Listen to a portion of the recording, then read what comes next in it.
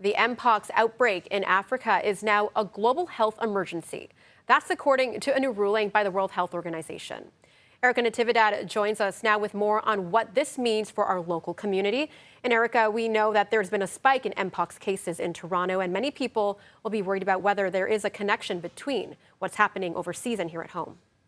Yeah, and it's understandable, Melissa, given the timing of all of this. It was just yesterday that Toronto Public Health began urging at-risk residents to get vaccinated against mpox as cases here rise at a concerning rate. But experts say the situation here in Canada and the outbreaks in Africa are different scenarios. Some people might hear a big mpox outbreak in Africa and think that this is COVID redux. And, you know, what we know, of course, to date is that it isn't. It absolutely isn't.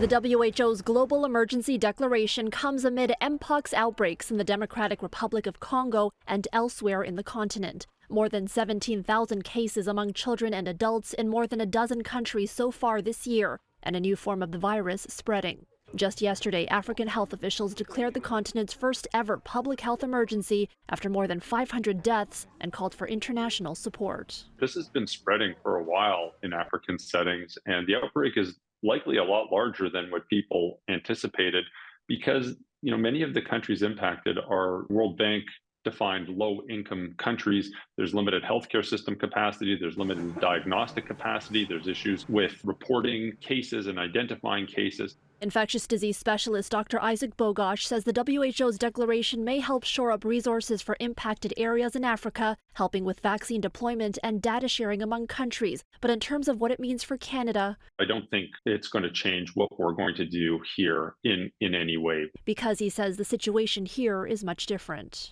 Over 96% of the cases in Ontario, for example, are in the men who have sex with men community. And I can't stress this enough. It's said with no moralization, no stigmatization, and with the utmost respect. It's just important to acknowledge that, such that there's an appropriate and targeted public health response, because the risk for mpox in Canada is not uniform. In Toronto alone, cases have more than quadrupled so far this year compared to last. We've had 93 cases reported in Toronto compared to 21 cases last year at the same time. It's always hard to predict, why cases are going up. It may be related to, festival or events such as Pride that took place in June, people meeting more partners in the summer. It doesn't look like it's travel related. At-risk groups are being strongly urged to get the 2-dose vaccine as soon as possible.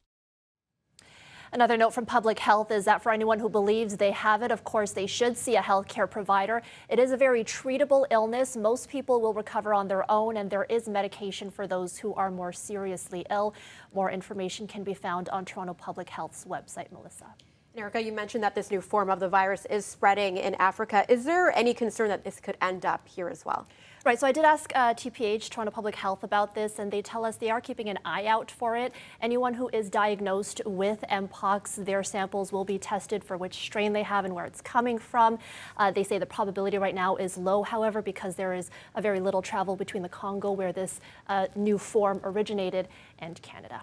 Okay, something we'll be keeping our eye out for sure. Thank you, Erica.